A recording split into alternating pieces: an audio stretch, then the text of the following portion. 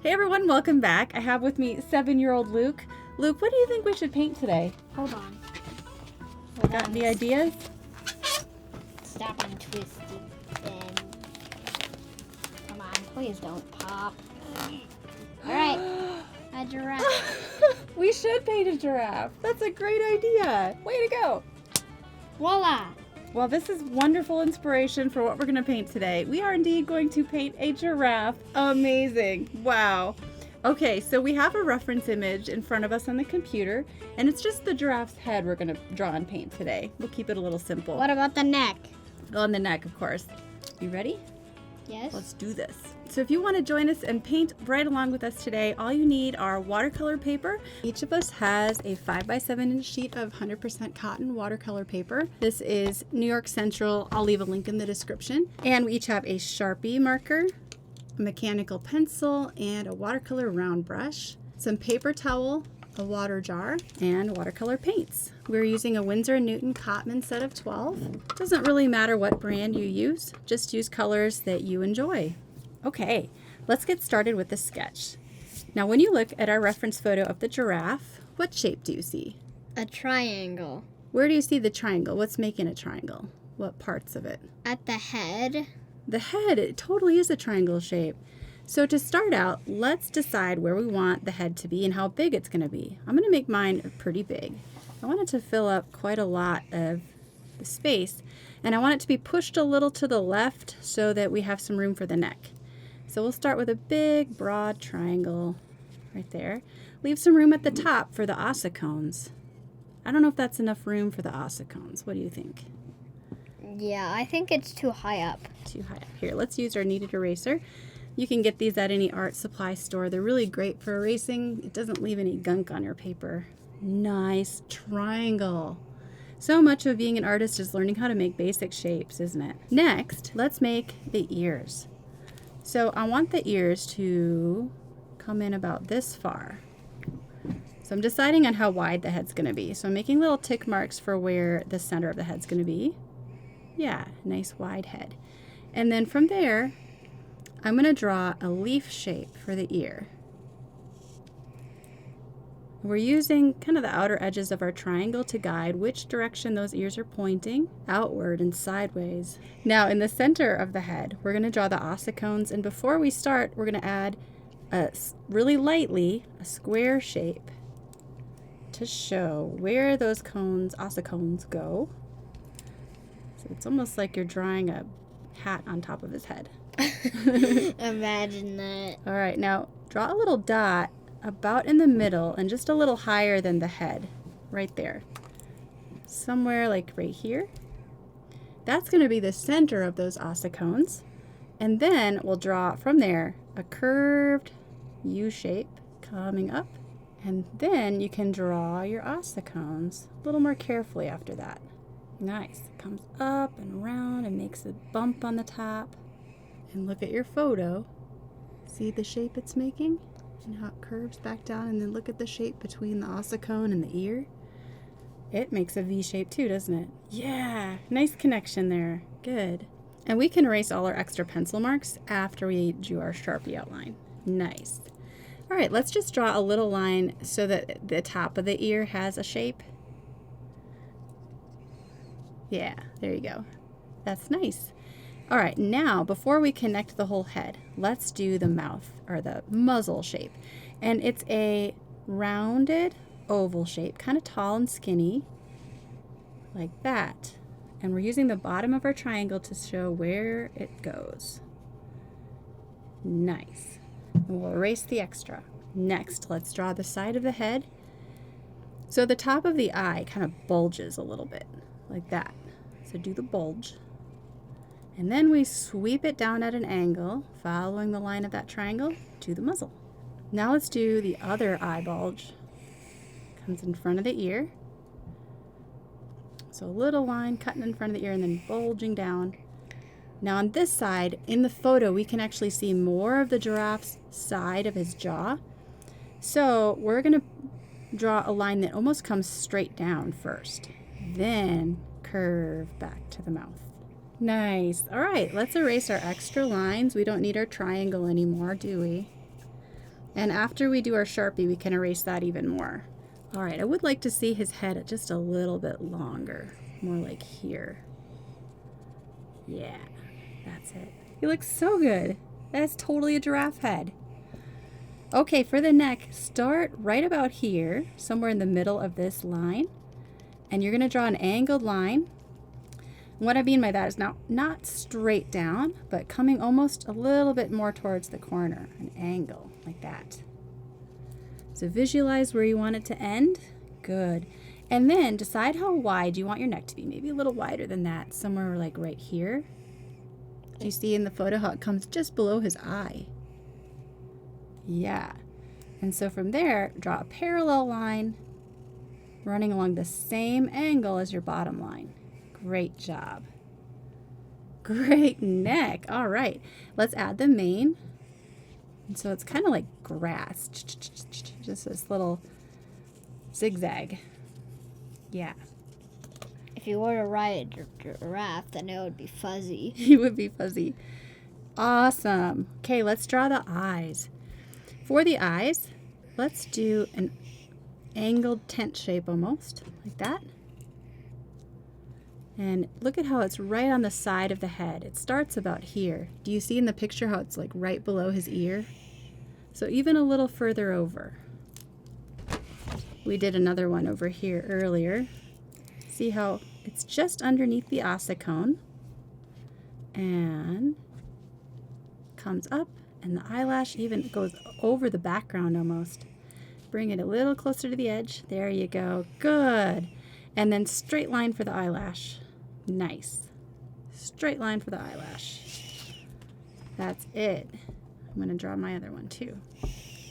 And then just a little bit of a rounded shape to connect it all. Oh, very nice. Okay. Next is the nostrils. Make them fairly small. They're just these little slivers. We're going to get to use our Sharpie to color those in dark. They look like little seeds almost.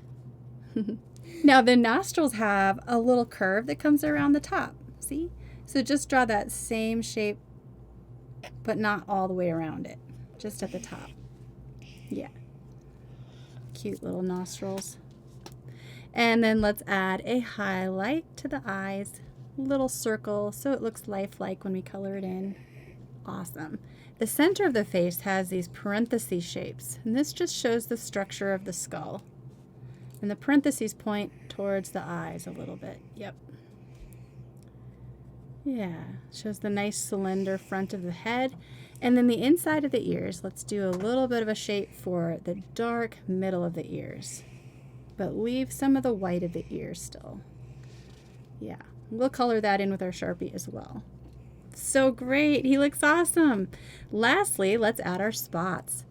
There are some small spots on the head. And make them all different shapes. We don't want to do circles. That's not what you see in a real giraffe, is it?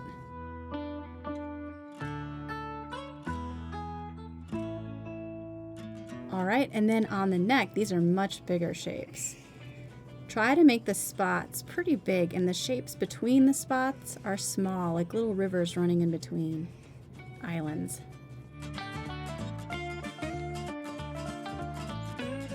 Fun, great job. All right, are you ready to outline?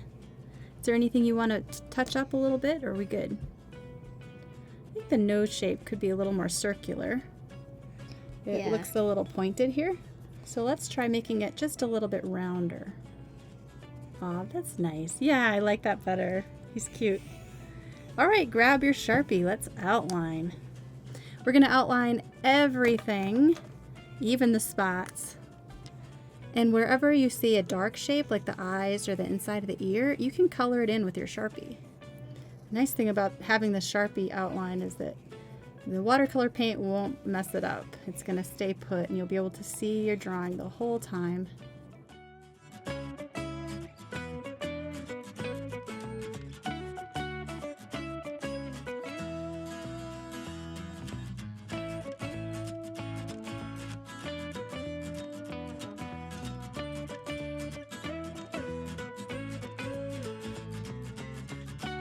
So good. I love him. He's so cute.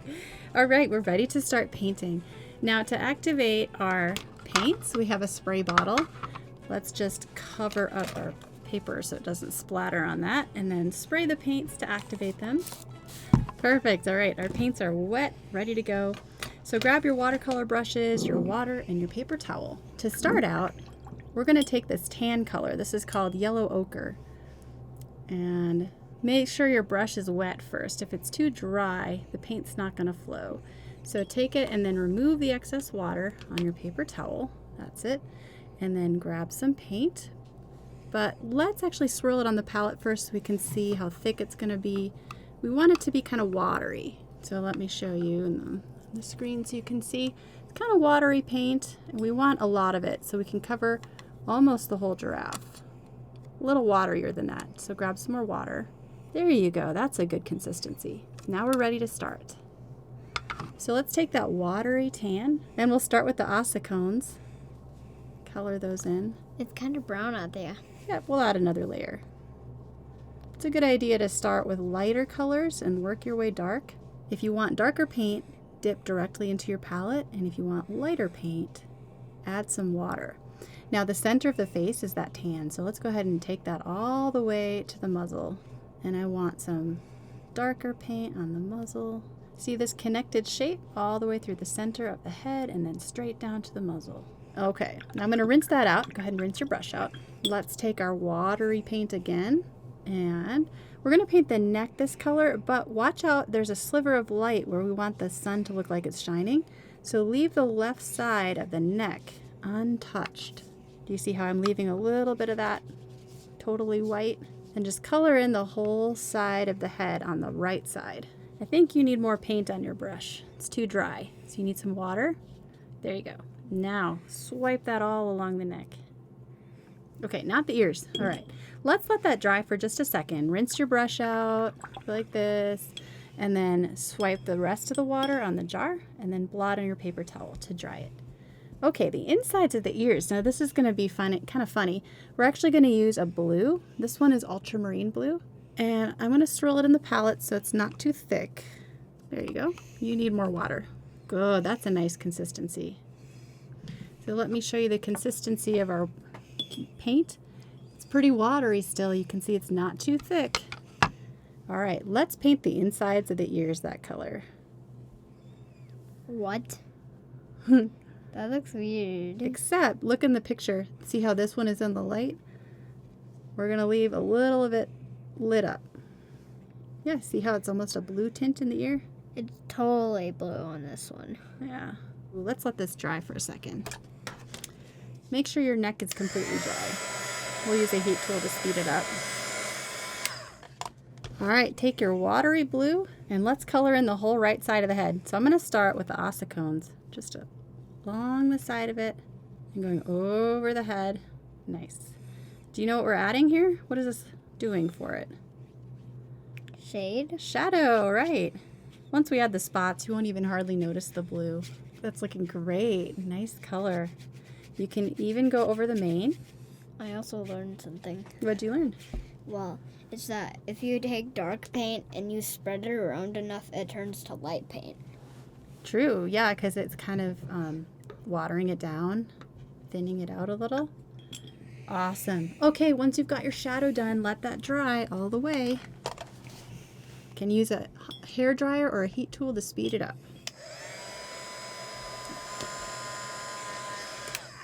All right. Once it's dry enough, we can now do our brown. For our brown, we're going to use something called burnt sienna. It's this reddish brown, which I think will be perfect for the spots. So I want pretty thick paint on my brush. And you can swirl it on the palette ahead of time. I'm going to mix in actually some blue.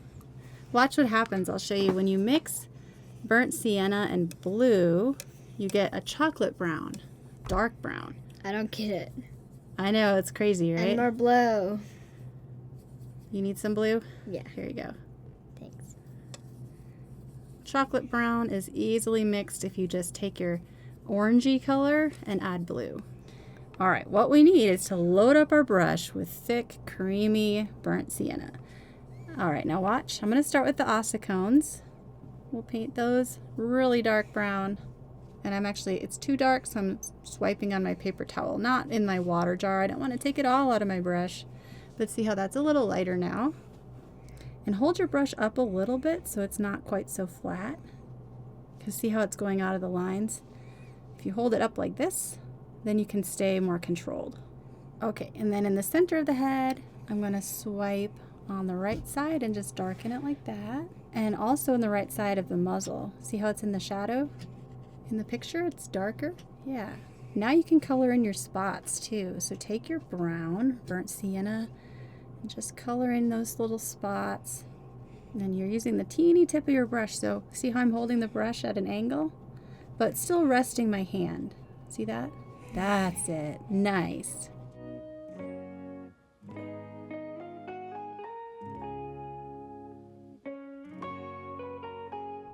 And if you go outside of the lines a little, that's okay. It's gonna look like a painting. You can use that darker brown for the shadow spots.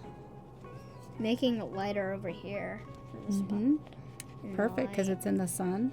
Oh, you've got done faster than me. Oh my goodness, I'm slow.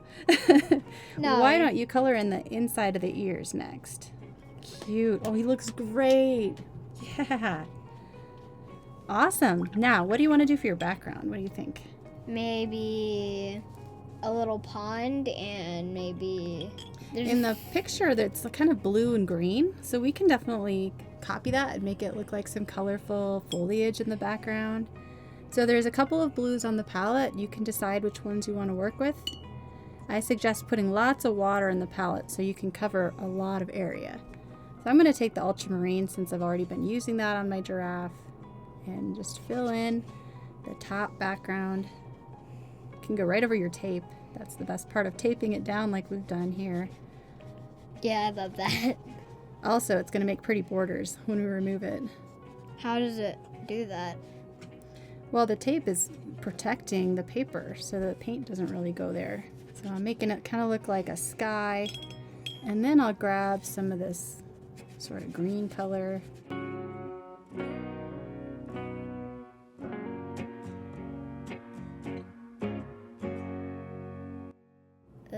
He does look like he's spitting something out, though. How about I fix that? Oh, that's dark. Yeah, that's good. That covers it up adequately. But quickly work. Spread it all around so it doesn't look like a big blotch in that color. Yeah, connect all of the shape. You can even go right over the blue and paint this in quickly so it doesn't form a line right here. Nice. Ooh, good job. Good brush work there.